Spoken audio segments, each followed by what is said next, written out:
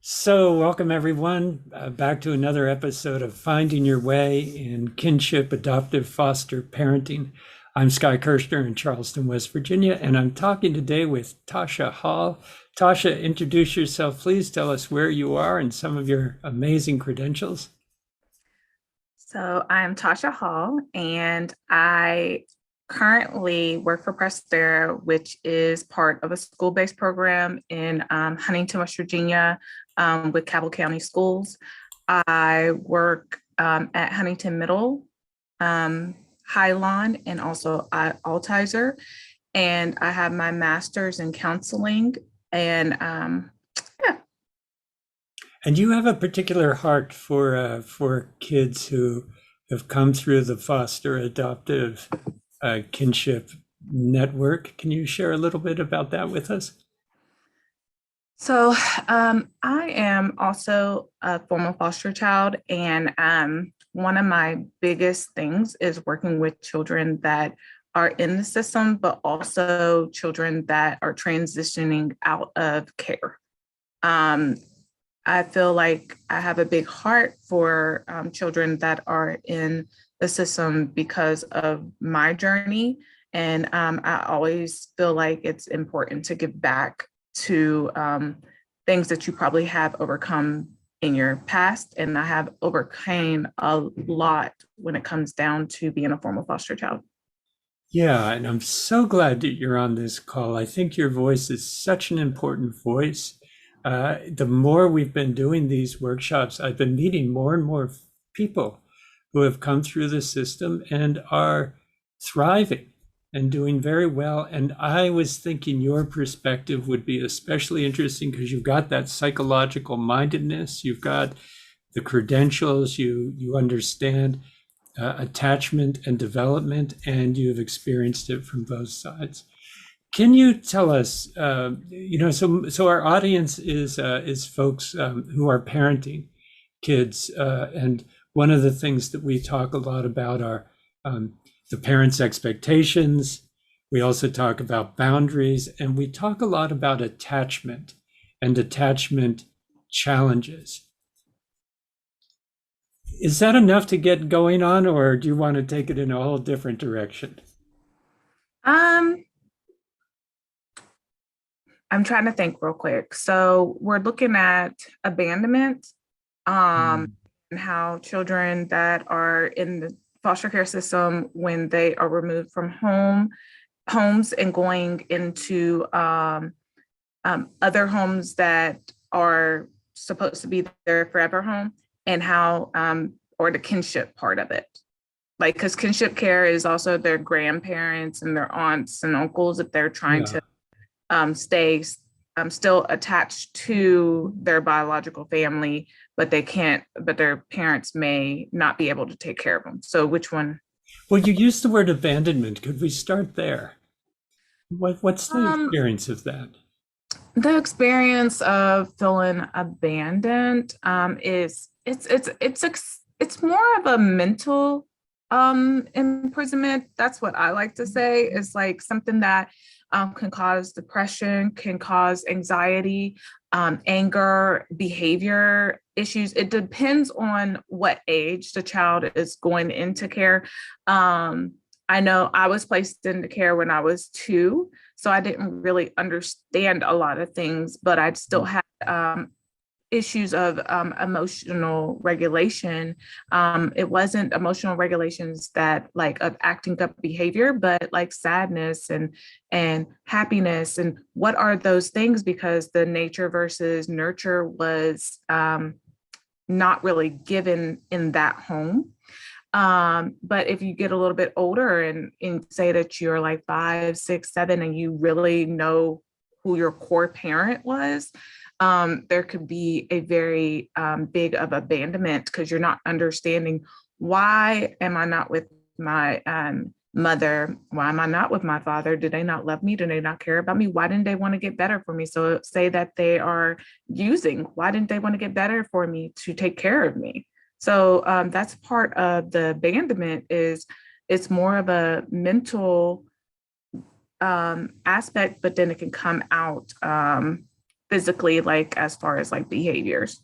Yeah, so that's interesting. So depending on the age, there are going to be different kind of questions the child asks of him or herself, and Hmm. maybe uh, turns whatever frustration they have about what's going on back on themselves and wonders, what did I do? And you use Hmm. the word regulation, and just for our audience, I'm guessing emotional regulation is kind of the opposite would be emotional overwhelm. And so if I'm left on my own, or I don't understand this and there aren't people around to kind of help soothe me, I might just be in this overwhelmed, chaotic state. Is that kind of what you mean by it, or could you say more?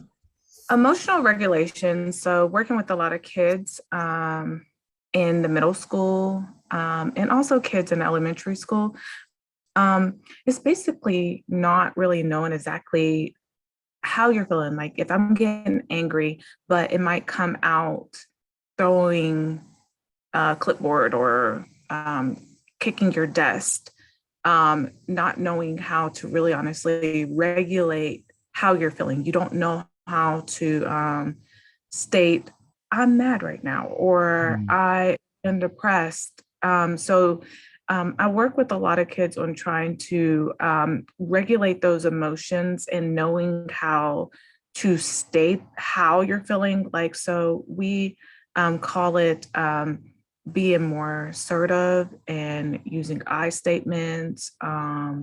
Also, I'm trying to think of what's the other one, being more assertive, Or using like I use your statements words, say what and you, healthy boundaries. healthy boundaries. Yeah. Healthy boundaries. So say that a kid has like maybe crossed their boundaries, or a foster parent may have crossed the kid's boundaries. Could you give us a And specific example of like what's a boundary that you hear a kid or a parent crossing?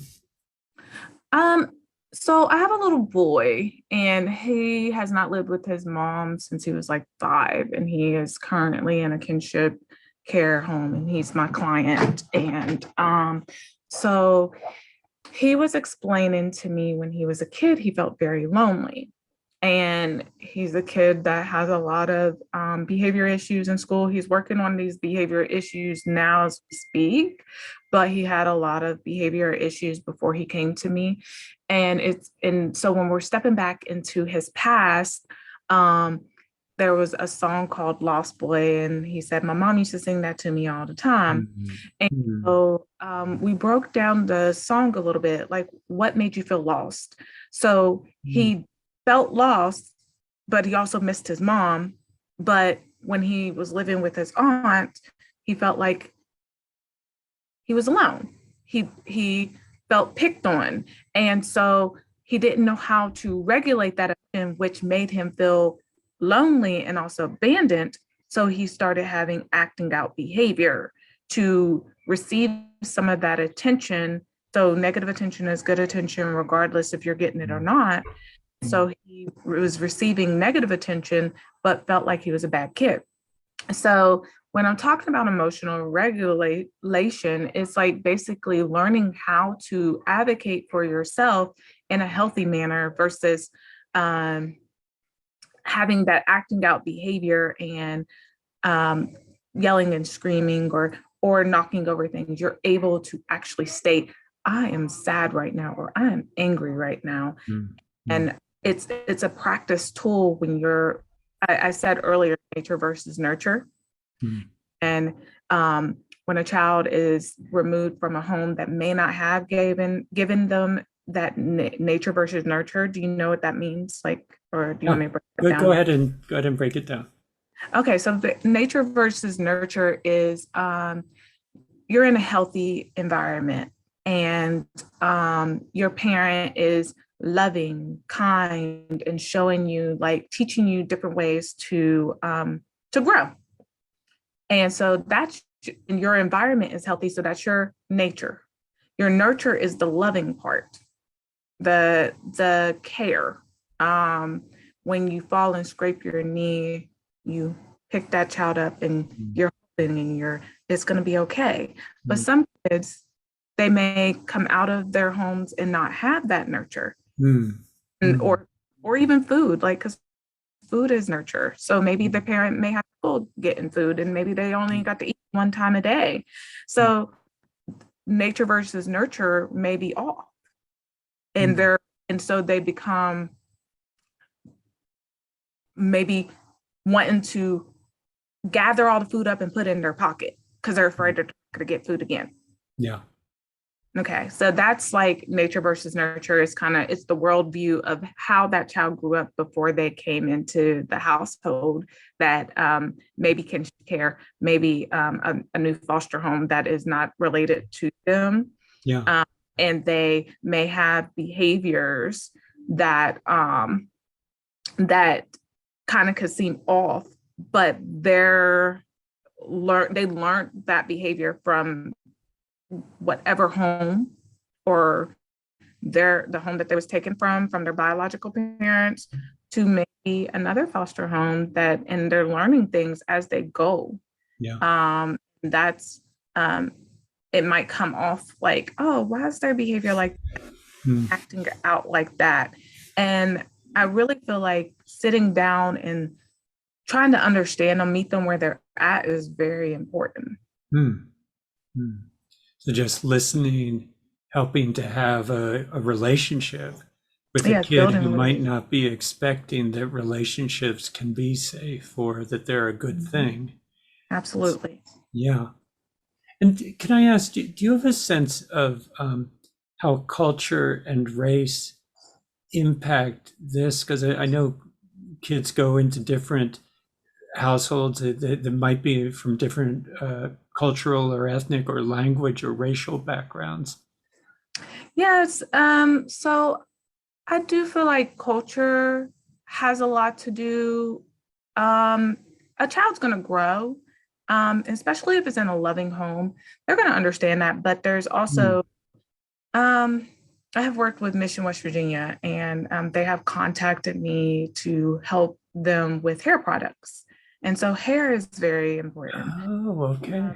Yeah, so hair products, even having like trainings on like when they're going into a Caucasian home and they don't know how to do their hair. They kind of like a child may that might be a part of their identity, and learning how to maintain it could be really, really hard for them, and which can cause them to have low self-esteem because they might go to school and they're getting made fun of because they don't know how to do their hair. Yeah, and if the parents aren't aware of this because they don't have personal experience with it, that's so the parents learning the cultural aspects of, and I'm thinking also of language. You know, I know some families where the child doesn't know English, but I love what you're saying there, Tasha. A kid can know if they're being loved or not. That's like a universal. And they honestly, I will go and say that if your nature or your nurture is yelling and screaming, you pick that up. So that's love. Okay. You're being neglected. If you don't know what love is, then that's where you're feeling that is what that word means. Yeah. So that's how I look at it too. And when a kid is seeing something different, that could be very scary. Even if it might be more enriching, it might be scary for them because it's so foreign or so different. It's so foreign. Yes. Yeah. So you're not yelling at me. Wait, what is this? What's wrong? What's wrong? Like my dad or my mom over there used to yell at me and I used to get called really bad names. Saying, can you please go and pick this up? I don't understand that. So it could go so many different directions when a child is leaving a certain environment into a new environment. And the one thing that I would say to a parent that will be going through this process is being patient, being very patient with a child that they're I'm going to be working with, because regardless, like I did an interview or training with somebody else, and one of the things that I was saying is impact. Being patient with a child, even if they may only be in your house for a month or two, and you're afraid that they're going to be taken back to their biological parents. Impacts like leaving little marks like in their life, like showing them love, like that can go a long ways with them. Yeah. So these little things that become memorable, and they become big things later on. They become part of the resiliency package that the kid carries with them, something like that. Mm-hmm. Yeah. As well as negative things can be carried with them, positive things could be carried too. It may take the child a little bit to transfer those positive things to their mind, but it's possible that those, I always call them mustard seeds. Mustard Working seeds, with, little. yeah, I like calling them mustard seeds, but to me, it's like being planted. And sometimes it takes a little bit for anybody that's learning something new to know how to apply what they have been taught.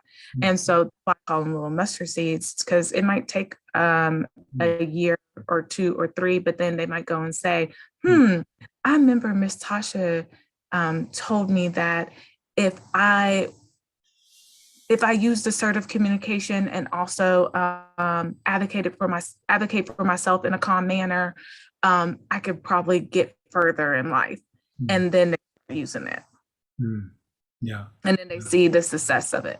Yeah. Yeah. Lovely. We've got about maybe 10 more minutes, well, 5 more minutes. Is there anything else you'd like to say about challenge and resiliency, and just what it's taken, or what it takes for a kid to navigate this whole thing and come out doing well? It really takes the child to, like, it takes good parenting, but it really honestly it takes the child to want to be resilient. Like, they have to have trust in themselves that they're able to be resilient. I know with me, like I said, I was raised in foster care from 2 to 18, and it took me till I was 16 to actually know that I was capable of applying things to my life, and I was in control. And so I think that that's something that has to naturally just, like, they have to grasp that. What happened to me is I was skipping classes. Like, when I was 16, I remember skipping classes, but my foster mom kept on saying to me, you had to apply yourself. I'm dyslexic, so I didn't know how to read. I didn't know how to write. And so when I was 16, she said, you had to apply yourself. And I kept on skipping classes, and I kept on skipping classes. And finally I got in trouble. And they said to me, you have to go to one class on all your off periods. So I went to GW. And when I went to those classes, and I followed instructions, and I did what I was supposed to do, and I got my grades up, and it let me know that I was capable of doing that myself. And from that moment, high school, like I signed out of foster care, and I was like, wait a minute, I had to finish something. I had to finish high school. So I signed myself into high school. Then after I graduated high school, I said, I need to do something else. I need to do something else because I want to be single. So once I did that, I signed myself into the community college. And like I said, I couldn't read, I could not write. But that moment, like when my foster mom says, you had to apply yourself. And once I did it when I was in 11th grade, I saw how it worked. And that's what made me resilient. That's what made me keep on moving and keep on pushing forward.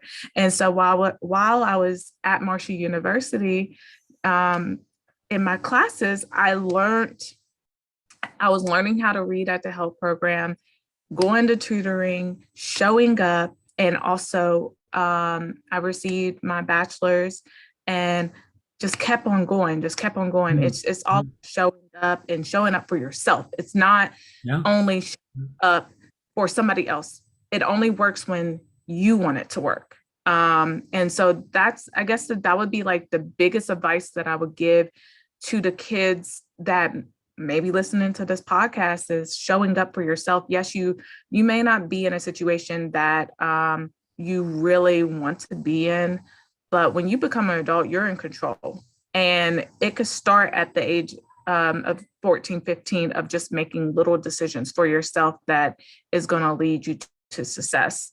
And you just don't give up on yourself. Yeah. What an amazing experience. So this little spark, this your foster mom said, you've got to apply yourself. And up until that point, I can totally see how a kid could think, and I know I felt this way at times. What's it matter?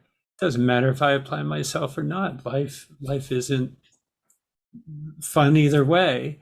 And then when that light bulb goes off, oh, you really can make a difference in your life. And if you keep trying, and if you keep learning, and you can succeed if you apply yourself. What a Yes. wonderful story. I think that will be very That's that hopeful for mustard the, seed that I was talking about. yeah, yeah. I think that Like story will it be, birthed. It went, yeah. And you're just, and you're not stopping. You're just no. going. Yeah, so I'm currently working on a nonprofit for aging out foster children as Yes. well, to help them transition into the university and into adulthood. So I'm not stopping. Yeah. I really want to see them succeed. Tasha, that's fantastic. I'll get your contact information. We'll put it in the YouTube and on the Facebook thing along with this post. And so I'm sure there will be parents of teens that will want to reach out to you and see how to use your services. Okay, Thank you thank so you. much for the time. I really appreciate it. You've warmed my heart with this story here, especially at the end. Tasha Hall, thank you so much for being with us. Welcome. Bye-bye. You're on again, just because you're going for it. Keep Oh, going. I'm Yeah. so sorry, but No. I really feel like kids need to like learn to they really need to learn how to get out their way. I mean, and I understand that you know, foster parents are doing the best that they can. They really are. And so I I think that it doesn't matter what age you are. There's so much things that we are in control of. And I think that a lot of kids may feel like because they feel abandoned, that they're not in control, but they are. And that's what I teach my kids. Like I have 5-year-olds that I'm teaching, like, okay, so you can't control this situation, but you can control it this way. So let's do something differently. And also my middle schoolers, I tell them the same thing, like, let's learn how to advocate for yourself. I take them to the principal's office, like when they're in trouble, and I will stand in the background and let them communicate with the principal themselves so then they can understand, why am I in trouble? Right. What can I do to get out of trouble? Yeah. Yeah. It's about And it's all advocating practice. for Even yourself. if you do it, even if you don't do it well the first or second time, you're learning each time how to do Yeah. it better and how to do it differently. That's Absolutely. fantastic. Yeah. Yes. So And it's so important what you're saying there, because I can imagine some of our parents are thinking, I'm messing this up. I'm not doing this right. And your message here, which is the kid is an important part of this formula, and that the kid's own, I don't know whether we call it ambition or the kid's willingness to show up for themselves, like you said earlier, that's a key part of this. That the parent can only carry the water so far. The kid's got to carry their own water the rest of the way. And I can have you, like, it's like taking a horse to the water. I can take you to the water, but I can't make you drink it. Yeah. And so for the parents that are trying to help a child that is in care, and it seems like the child is being hesitating on that help, or doesn't seem like it's getting any better, I just want them to know, like, just keep on trying. And I said it's a mustard seed. I don't think that my aunt knew how much she changed my world with that one statement of applying myself. Mm.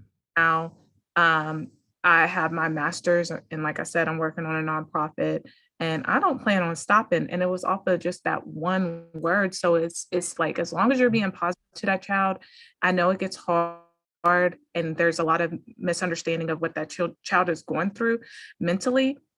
But if that child takes that advice and starts applying it, then that's where we're in control. We need to get out of our way and allow ourselves to do the right thing. Yeah. So, And you never know which of those one words or one sentences is going to be the one that makes a difference. yep, you Right? don't. And I mean, I love what you say there. She might not even know the I impact. have wrote her. Uh-huh. I have wrote her and told her thank you, like Yeah. off of that Wow. statement. Yeah. So I'm the type of person, like, if you have made an impact in my life, I don't care if it's 5 years ago, I will come back to you and I will tell you thank you, because I want you to know that that really honestly helped me to grow. And I'm about growth. And I understand when kids are not understanding it, we just got to keep on working on the growth. We just got to keep on working on what is stopping you, what's keeping you right here. Yeah. So get here. Yeah. So Yeah. Fantastic. Tasha Hall, thank you again so much. you're welcome. Bye-bye.